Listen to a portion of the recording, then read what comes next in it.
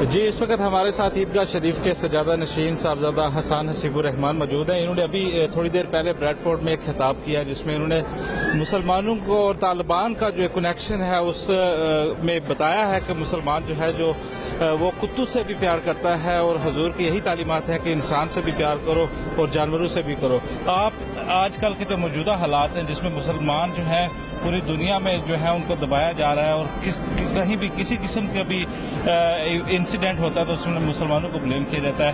دہشت گردی جب جہاں بھی ہوتی ہے وہاں بھی مسلمانوں کو ہی بلیم دیا جاتا ہے. آپ اس پہ کیا کہنا چاہیں گے؟ قرآن و حدیث کا بغور مطالعہ کیا جائے تو یہ بات روز روشن کی طرح عیا ہو جاتی ہے کہ مسلمان بس وہ لوگ ہیں جو امن و سلامتی والے ہیں. دہشت گرد کا اسلام کے ساتھ کوئی تعلق نہیں. آپ نے کہا طالبان کا اسلام کے ساتھ کنیکشن، طالبان کا اسلام کے ساتھ کوئی کنیکشن نہیں ہے. طالبان ان کا عقیدہ ہی جو ہے وہ کفر کا عقیدہ ہے. وہ یہ کہہ رہے ہیں، ان کا کہنا یہ ہے کہ کسی بھی انسان کو مار دیا جائے، کسی بھی انسان کا ناحق قتل کر دیا جائے تو یہ جنت کا رستہ ہے.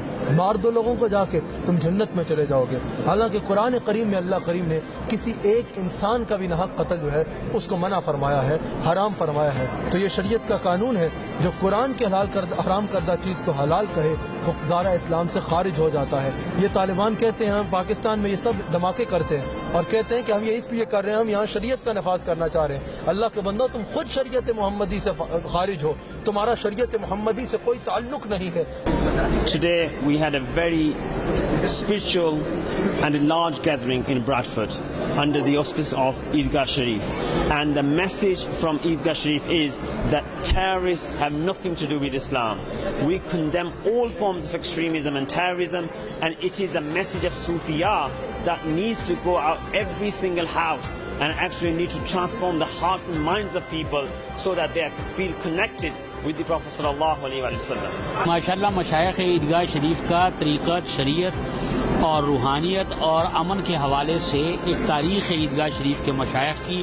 اور آج سرزمین برطانیہ میں یہ فقید المثال روحانی امن، محبت اور عالمی بھائی چارے پر مبنی جو پروگرام ہوا، جس میں نہ صرف علماء کرام نے بلکہ مختلف قومیتوں سے تعلق رکھنے والے سرکردہ رہنماؤں نے شرکت کی، جس میں پولیس کے اعضاء بھی تھے، ریاستی اداروں کے اعضاء بھی تھے.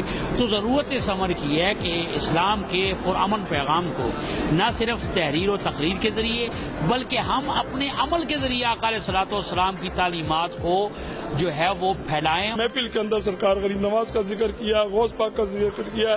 حالانکہ عرس ان کے جد کا ہے، اس کے باوجود کائنات کے مالک کے اوپر ہمیشہ یہ جو بھی پروگرام کرتے ہیں سرکار کی بارگاہ کے اندر اسی طرح کا پورا پروگرام عید میلاد النبی کے حوالے سے کرتے ہیں. بڑی خوشی ہوئی ہے.